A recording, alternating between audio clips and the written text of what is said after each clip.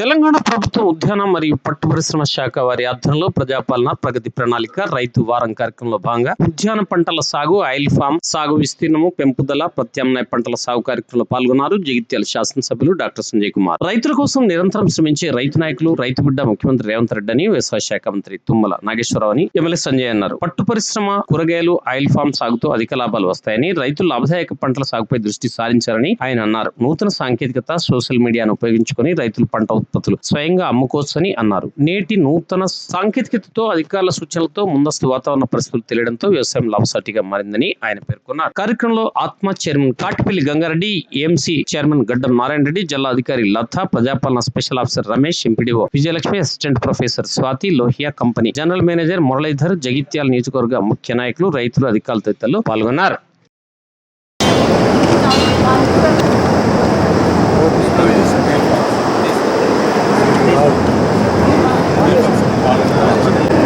దీనికి మనకి ఫోరెక్స్ అంతా పోతుంది. సో ఇది అవాయిడ్ చేయడానికి మనం ఐటమ్ ప్లాంటేషన్ చేస్తాం. So 20% oil recovery all byproducts ఏ ఒక్క చిన్న పార్టీ మళ్ళీ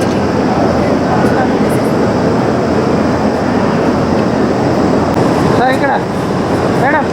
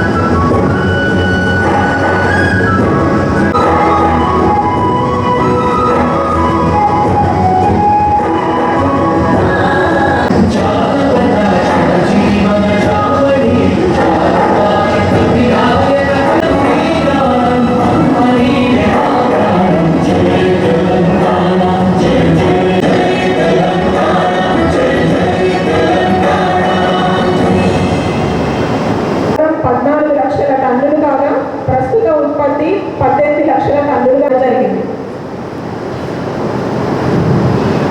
ముఖ్యంగా ఈ సందర్భంగా మనము గ్రామీణ యువతకు ఉపాధి దృష్టిలో ఉంచుకొని రాష్ట్ర ప్రభుత్వం ఆయిల్ పామ్ సాగు పంటలను పంట మార్పిడిలో భాగంగా పెద్ద ఎత్తున ప్రోత్సహిస్తుంది.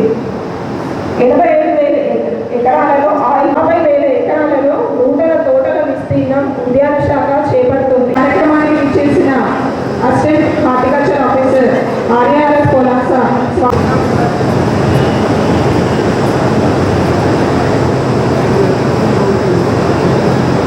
మేడంని మనకి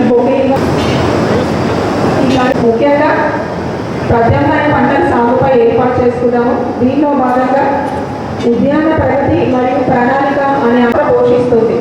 పెట్టిన రూపాయి పెట్టుబడికి 3 రూపాయల రాబడి అది పంటలు.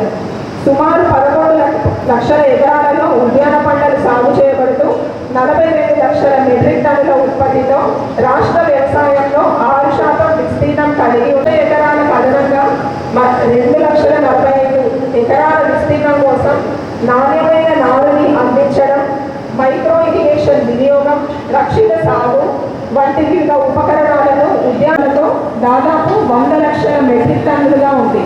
ప్రస్తుతం భారతదేశంలో ఆయిల్ పాము 15 లక్షల ఎకరాల్లో మరియు తెలంగాణ రాష్ట్రంలో 1992 నుంచి ఇప్పటి వరకు 2,91,000 ఎకరాలలో 79,448 రైతులతో సాగు అవుతుండగా 69,800 ఎకరాల నుంచి గెలల ఉత్పత్తి ప్రస్తుతం కొనసాగుతుంది. నూనె గింజల పంటల్లో వెళ్ళిన పామాయిల్ ఎక్కువ దిగుబడినిస్తూ 25 నుంచి 30 సంవత్సరాల వరకు సంవత్సరానికి ఎకరానికి సుమారు 1,20,000 రూపాయల వరకు నికర ఆదాయం అనేది పామాయిల్ పంట ద్వారా పొందవచ్చు. ఈ పంటకు చీడపీడలు, కోతులు, రాళ్ళవాన, దొంగల బెడద తక్కువగా ఉంది. ప్రస్తుతం ఆయిల్ పామ్ గెలల ధర టన్ను 23,501 రూపాయలుగా ఉంది. ఏదైనా చేయాలని నిరంతరం పట్టించే వ్యక్తి మన ముఖ్యమంత్రి గారు. వారికి అండగా రాష్ట్రంలోనే అత్యంత అనుభవజ్ఞులు 20 సంవత్సరాలు మంత్రిగా పనిచేస్తూ వ్యవసాయం అంటే ఎంతో ఇష్టం. అందులో పామాయిల్ తోటలు పెద్ద ఎత్తున పండించే తుమ్మల నాగేశ్వరరావు వ్యవసాయ మంత్రిగా ఉండడం అనేది ఈరోజు తెలంగాణ రైతుల అదృష్టంగా భావించారు. జగిత్యాల నియోజకవర్గ స్థాయిలో ఉద్యానవన పంటల పైన జిల్లా హార్టికల్చర్ అధికారులు మిగతా అధికారులు ఈ సమావేశాన్ని ఏర్పాటు చేశారు. మన 2 రోజుల క్రితం మిమ్మల్ని ఆహ్వానించినప్పుడు మరి వ్యవసాయం ఇప్పుడు పెద్దగా చేయకపోయినా కానీ వ్యవసాయం అంటే నాకు చాలా ఇష్టం, చిన్నప్పటి నుంచి కూడా చూసిన కాబట్టి నేను తప్పకుండా వస్తానని చెప్పాను. మరి ఈరోజు రాగానే నేను కూడా ఊహించలేదు. తెల్లని రైతు చంద్రబాబు అక్కడ పట్టు పురుగులను పెంచుతూ నెలకు 3 లక్షల రూపాయల ఆదాయాన్ని పొందుతుందని చెప్పి లెక్కలతో సహా చెప్పింది మేడం. అది మామూలు విషయం కాదు. మరి ఆ చంద్రబాబు ఎక్కడో లేడు, కళ్యాణ ఎక్కడో లేదు, మనకు దగ్గరే మనం పోవాలి, చూడాలి, కొంచెం నేర్చుకోవాలి. కొంచెం పక్కన చెప్పింది వాళ్ళ కొడుకు బెంగళూరు ఉంటారా, వాళ్ళ కొడుకు బెంగళూరు ఉండడం వల్ల ఇప్పుడు అవగాహన చేశారు. మరి మన ప్రాంత రైతే మన దగ్గర చేస్తుంది కాబట్టి ఆ మనపరి మొక్కలు కూడా మన దగ్గర పడుతున్నాయి. అంటే మన పర్యావరణం మనం అనుకరించాలి. మనం ఏదో పుస్తకాలు చూసి యూట్యూబ్ చేస్తే దొరకవు. మన వాతావరణం, మన భూమి 2 కూడా మనకు అనుకూలించినప్పుడే మనం పంట పడేయాలి. మరి అట్లాంటి భూమి ఉన్నప్పుడు మనం తప్పకుండా కొంత ఆలోచన చేయాలి. ఇంతకుముందే చెల్లె నలవర రాదా ధైర్యంగా చెప్పింది. ప్రతి రైతు మాట్లాడగానే ఫోన్లో అంటాడు. ఒకటి మాత్రం చెప్తా ఉన్నా, రైతు అనేవాడు మనం చిన్నగా చూస్తున్నాం, కష్టపడి బతికేవాడు, అందులో ఎలాంటి అనుమానం లేదు. నాకు చేసుకుంటూ కష్టపడాల్సి వస్తుంది. కష్టపడాలంటే రైతు నిజంగా కష్టపడే రైతుకు, కష్టపడే ఆ జవాన్కు. అందుకే జై జవాన్ జై కిసాన్ అంటాం, గుండెలో పెట్టుకుంటాం. ప్రతి వాళ్ళకి తెలుసు ఆ ప్రాణం పోతే ప్రాణం ఇచ్చుకోవాలని కాదు కావచ్చు. రైతు కష్టపడే చెమటడు ఏదో చేసేవాళ్ళు కావచ్చు, కానీ మనస్ఫూర్తిగా గౌరవించుకుంటామని కూడా ఈ సందర్భంగా తెలియజేస్తూ ఈ ప్రభుత్వం ఎక్కడ అవకాశం ఉంటే అక్కడ అండగా ఉంటుంది. ఆ ట్రిప్ 2వ విషయంలో కూడా నేను మాట్లాడినా. మరి మేడం తెలుసు, ఒక 2,000 అదనంగా ఖర్చు పెట్టుకుంటే చిన్నగా చేసే విషయం ఉన్నాను. స్వాతి మేడం 5,000 అంటున్నాను. మరి ఆ విషయంలో ప్రభుత్వ పక్షాన్ని నేను మాట్లాడతాం. మరి 2,000 5,000 అయితే పెద్ద రైతు ఇబ్బంది పడాడు. అది ఎట్లయిపోతుందో ఒక్కసారి చెప్పాల్సింది కూడా తెలియజేస్తున్నాను. Thank you. ఎన్నోసార్లు చెప్తుంటాము వరికి ప్రత్యామ్నాయంగా వేరే పంటల వైపు వెళ్ళండి అని చెప్పేసి చెప్తే రైతులందరికీ కూడా వరి తర్వాత ఎక్కువ ఆదాయం వచ్చేటువంటిది, ఎక్కువ దిగుబడి వచ్చేటువంటిది ఏంటంటే మొక్కజొన్న. ఆ 2 పంటలు తర్వాత మన పత్తి వైపు వెళ్తున్నారు. సో ఇప్పుడు వెళ్ళేటువంటివి మనకు 3 నుంచి 4 నెలల తర్వాత వెయిట్ చేయాల్సి ఉంటుంది. మనకు ప్రత్యామ్నాయ పంటల లోపల వ్యవసాయ కాకుండా అంటే మనకు పప్పు దినుసులు అవసరము, తర్వాత మనకు నూనె పంటలు అనేటువంటివి అవసరము. సో ఇవి కాకుండా ఇంకా ఎక్కువ ఆదాయం వచ్చేటువంటివి అంటే మనకు ఉద్యాన పంటలు. సో ఈ ఉద్యాన పంటల్లో మనకు పండ్లు, తర్వాత కూరగాయలు, తర్వాత పూల మొక్కలు, సుగంధ ద్రవ్యాలు ఇవన్నీ వస్తాయి. తర్వాత ఇందులో ఏంటంటే మనకు ఉన్నటువంటి మన ఉత్తర తెలంగాణ మండలం కానీ మన జగిత్యాలలో, కరీంనగర్ ఇక్కడ ఉన్నటువంటి మనకు ఉన్నటువంటి ఎక్కువ అడ్వాంటేజ్ ఏంటంటే మనకు ఉన్నటువంటి ఎర్ర భూములు, ఎర్ర నేలలు. సో ఎర్ర నేలలు అనేటువంటివి మనకు అన్ని రకాలైనటువంటి ఉద్యాన పంటలు పండించడానికి అనుకూలమైనటువంటివి. బిఫోర్ గ్రీన్ రెవల్యూషన్ నేను వ్యవసాయం చేసిన, ఇప్పుడు కూడా చేస్తున్నా. జగిత్యాల మామిడి మార్కెట్లో దోపిడీ మీరు ఒకసారి తిరిగి చూడండి. సూట్ పేర 10 క్వింటాలకు ఒక క్వింటల్ సూట్ పేర దిగారు.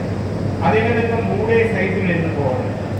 జీడి గారింది, కొద్దిగా వంకర కొంకర ఉన్నది, పెక్క పురుగు తగ్గింది, కాయ కింద పట్టే పలికింది, తీసుకోకపోయి. కానీ ఓవర్ సైజ్ తీసుకోడు, చిన్న సైజు తీసుకోడు. పోతే మేము చెట్ల పైన మంచి వ్యక్తులు పెట్టుకొని స్వయంగా తెప్పించుకొని ఈ జీడి గారికి అవన్నీ పక్కన తీసి 10 మంది తీసుకుంటున్నా. 10 క్వింటల్లకు ఒక క్వింటల్ సూటమ్మా తరుపు తీయడం. దానివల్ల మేము బాగా నష్టపోతున్నాం. పైసలు కూడా 10 రోజులకు ఇవ్వడం లేదు. నగదు ఇవ్వమంటే 2 రూపాయలు అన్నమాట. ఐడియల్ సైజ్ అంటే మనము భారతదేశమే మొత్తం గ్లోబల్లీ కూడా మనం 2nd or 3rd ప్రపంచంలోనే భారతదేశం అంతా. సో మనం ఎక్స్పోర్ట్ చేసేటప్పుడు దాని ఫస్ట్ రిక్వైర్మెంట్ ఏంటంటే 350 grams to 450 grams, ఇంతకంటే ఎక్కువ ఉండకూడదు. సో అందుకని ఆ సైజుని ఫస్ట్ వాళ్ళు ప్రిఫర్ చేస్తారు మార్కెట్లో. మిగతాది ఓవర్ సైజ్ అయినా కానీ చిన్నదైనా తీసుకోవడానికి లేదు. సో కంపల్సరీ అది మనం డొమెస్టిక్ మార్కెట్లోనే కన్జ్యూమ్ చేయాలా. సో అట్లా అనేసి ఇప్పుడు ఎట్లా అంటే మార్కెట్లో గ్రేడింగ్ చేయకుండా అమ్మితే రేటు రాదు. ప్రపంచ మార్కెట్ అంతా గ్రేడింగ్తోని క్వాలిటీతోని నడుస్తుంది. సో అందుకని ఇక్కడ మార్కెట్లో అలా చేస్తున్నారు. కొంతమంది గుర్తుకు తీసుకొని మీ ఫామ్లోనే సెలెక్షన్ చేసి తెంపుతున్నారు. ఏంటంటే వాళ్ళు ఎక్స్పోర్ట్ అంటే ఢిల్లీకి తీసుకుపోయినా కానీ అలా ఎందుకు చేస్తున్నారంటే రైతు ఎక్కడ గాలి దుమారం వచ్చి కాల వర్షం వచ్చి పడిపోతుందో అనేసి ముందే హేస్టీగా పరిపక్వత రాకుండానే తెప్పేస్తున్నాడు ఖచ్చితంగా. అయితే ఒక మెచ్యూరిటీ ఇండిసెస్ అని ఉంటుంది. దాని షోల్డర్స్ ఎల్లో అవ్వటము, సైజు రావడము, దాంట్లో షుగర్ పర్సెంట్ ఇంకా 14 to 15% ఉంటే నువ్వు మక్క పెట్టినా అది 17 to 18% షుగర్స్ వస్తాయి. నువ్వు కచ్చిది తెంపి మక్క పెడితే పైన ఎల్లో అవుతుంది కానీ లోపలంతా కచ్చిగా పుల్లకుంటుంది. సో ఇప్పుడు మన జగిత్యాల మార్కెట్లో నేను కూడా కొని తింటే అలాగే ఉంది. మన రైతులు చేసే మిస్టేక్ ఏంటంటే అది మెచ్యూరిటీకి రాకముందే మార్కెట్కి తోలిస్తారు. రైతుకి కూడా ఆయన టెన్షన్ ఆయనకి, ఎక్కడ రాల వర్షం వస్తుందో ఎక్కడ పడిపోతాయో లాస్ అనేది. సో ఇవన్నీ కూడా దీని పోస్ట్ హార్వెస్ట్ మేనేజ్మెంట్ కింద మేము ఒక ట్రైనింగ్ పెడతాము. దానికి మామిడి రైతులను ఇన్వైట్ చేస్తాము. అప్పుడు